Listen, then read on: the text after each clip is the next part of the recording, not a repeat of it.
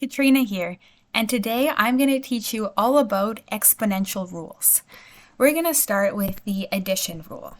So say we have two functions, b to the power of x times b to the power of 2x. The first thing we have to notice is that the base is the same in both terms, and these two terms are multiplied by each other.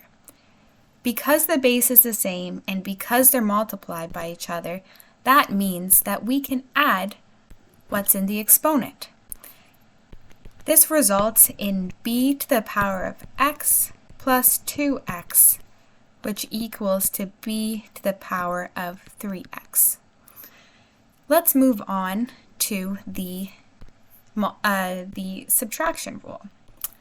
So say we have now b to the power of 3x divided by b to the power of x.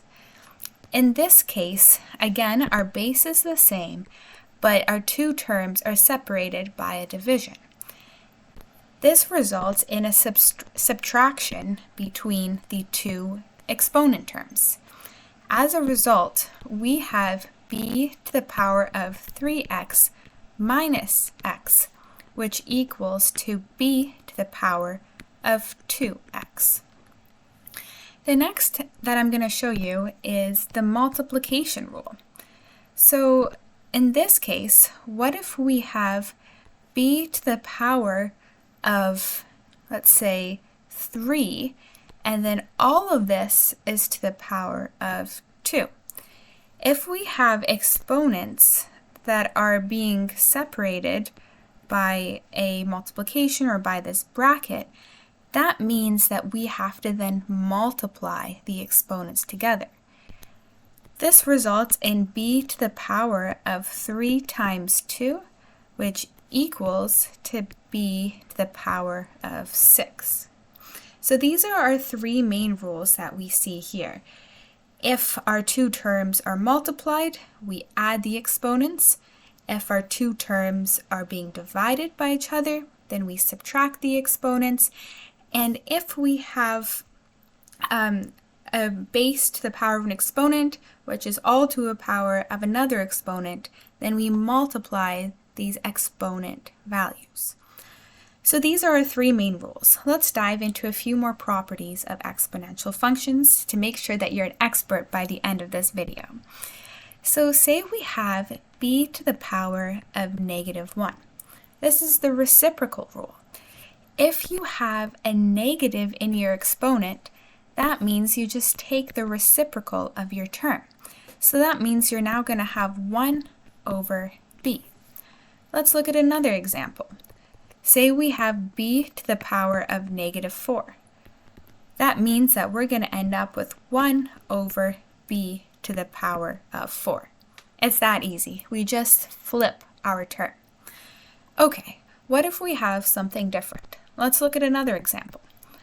What if we have a divided by b all to the power of 2? What happens then? We actually have to take this exponent and apply it both to our numerator and to our denominator. That means that we're going to end up with a to the power of 2 divided by b to the power of 2. That's great. However, what happens if our exponent is not a whole number? What if our exponent is actually a fraction? For example, what if we have b to the power of 1 over 2? What happens then?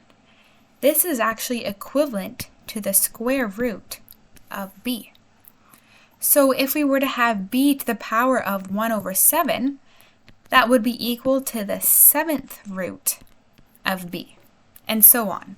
So the general format for that, if you have b to the power of 1 over n, where n here is going to be a whole number, let's say n is a natural number, this equals to the nth root of b. So that's another way how when you're trying to simplify these exponential equations, sometimes it's a lot easier to convert your square root or your nth root of a number into an exponent.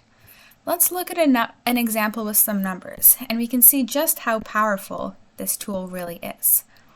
What if we have, for example, 9 to the power of, let's say, 4, and then we want to take the square root of that? How can we do that? The first step that we want to do is change this square root into a power of 1 over 2. So that means that we're going to have 9 to the power of 4 all to the power of 1 over 2. Now we want to apply our multiplication rule since we have these two exponents separated by a bracket. So that means that we can just multiply these exponents together.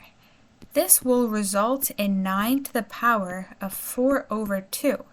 4 divided by 2 is 2. So that just means that we end up with 9 to the power of 2, which equals to 81. So we can see how we took this seemingly complicated looking expression and then we just applied some step-by-step rules that we have just learned about exponents, and we ended up with a simple answer of 81. I hope that helps. If you found this video interesting, please drop a like and drop any comments if you have any questions.